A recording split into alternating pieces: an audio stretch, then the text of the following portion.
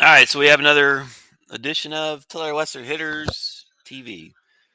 Today is going to be Drew, and it's not a fair comparison because comparing anybody to Tatis Jr. is not really fair because most big leaguers aren't what he is.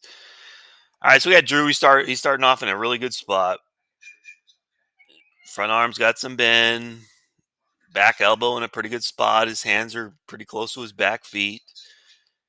Tatis Jr. He's already got his leg kick going. So he's not gonna do a leg kick. So I'm gonna fast forward. But you can see he actually has a reason for his leg kick.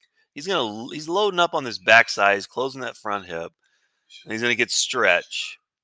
So as that front leg goes forward, that front foot goes forward, it's gonna beat his head. It's gonna go further than his head. His head is gonna go forward a little bit.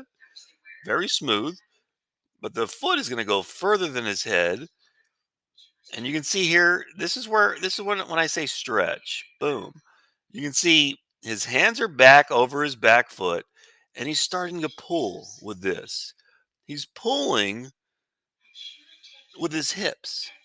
So you can see the stretch here. And this is all you pitchers that throw above 85 mile an hour. You do this. You reach out with your stride, you stretch, your hands stay back, and then you start to pull through with your lower half. Now you can see right here, Tatis Jr.'s his knees are far apart, but he's going to keep his weight back enough, and he's going to transfer that weight so his knees end up getting close together. Let's see what Drew does. Drew's going to really stride really far. So he's starting right here, basically at this white line right here. All right, so he's back. Hands are going to get really close to his head. Where Tatis's are further away from his body. They're not way out here like Lincoln's on the first video. They're in a really good spot. Obviously, he's a great hitter. Drew's going to stride. He's still striding. So he basically went from this line almost to this line. I know the angle's weird, but that's almost a 2 foot stride. That's going to be too big. And now we got a long ways here between these knees. Now Tatis is still in a position where he's going to be able to transfer that weight and get those knees together. Where Drew, and I told him to do this, so I can't blame him. I said, hey, camp out on that back leg. And he tried to, but he didn't. He drifted forward. Now he's not on that back leg, and now he's going to end up just basically spinning like a top. All right, so he gets that foot down, and now his weight is basically right in the middle. He has no way to transfer his weight and get this knee up close. And we'll see Tatis do it here. So he gets down, and now his hands are still back. Drew's hands are in front of his back foot. These hands should have drifted back a little bit if you want to be optimal. This is optimal. His hands are over his back foot, and he's getting ready to transfer his weight. And here he goes. So he's pulling with this right here. He's pulling with his lower half. And these knees are going to get close together because he's going to transfer that weight. He's going to hit against that front side. And here we go. Oh, a little too far. Right there. So he's hitting against his front side. And look how the knees got close together. Now let's see Drew. He's not going to be able to get his knees close together because his weight he's already transferred forward, and this foot is too far out. If this foot was right about here, he might be able to transfer his weight and hit against it. But being that far out, he's going to have to hit around it. So let's see. All right, so he's breaking down. These knees are not going to be able to get close together. Going through. Here we go. So he got it a little deep.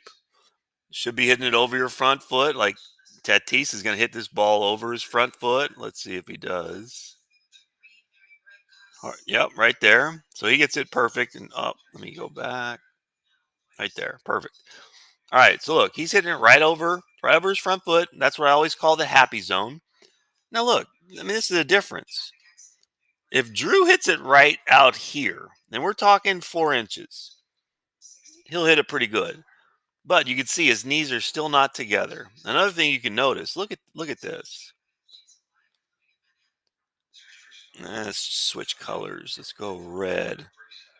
Now, look at this. This is what leverage is. Right down Tatis's arm, just like that, and it goes basically down the bat.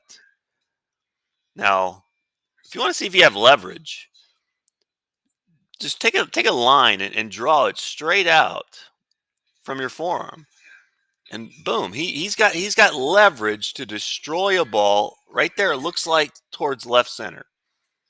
Now, if you take that same thing, first of all, you can see that Tatis's arm is really close to his chest. There's not much distance there because his arm is loose. So as he begins to rotate, since that arm is loose, it's going to get really close to his chest. Where Drew over here, you can see this arm cannot be loose because look how far away it is from his chest. If it was loose, this arm would be more. Change the color again because he's wearing red. If his arm was loose, his arm would be more in like a this position rather than a this position. Let me go and clear it all. So you can see as he goes through, that arm, he's swinging upper body. That's why that front arm is going to get away from his chest. And he ends up hitting a fly ball to right. And you can see his knees never got together. Where let's look at Tatis. His arm is loose. His arm is a wet noodle. Starts bent. It's straightening out. Now he's going to start to pull. He got the stretch. Now he's going to start pulling. Now this arm is straightening out. But since that arm is loose, it's going to stay really close to his front chest. Boom, right there. That is a strong position. You know, if there was, a tree right here or something, he'd be able to push against that tree because that's a very strong position. Where if you see Drew here, if there's a tree right here, he's gonna have no strength to push that tree because the arms are his arms way too far out here. So he lost all his leverage and he lost all his strength. This right here is optimal. I mean, look at the knees. Close together. He's off his backside. He's on his toe. And Drew also is off his backside. So I mean, there are some similarities here. You can't think that this is like night and day. It's not. A top-notch MLB player in Drew, and this is not Drew's best swing. Drew has a way better swing than this. But there's some things that he needs to correct. So this arm is, his leverage is to crush a ball, way foul. Where Tatis Jr.'s in a position to crush a ball to left center or maybe even center. So I mean, there's just some things. Drew, do I have a idea for you right now to fix that? I do not. But will I have one on Monday? I will. All right. So thank you for watching. I'll see you next time.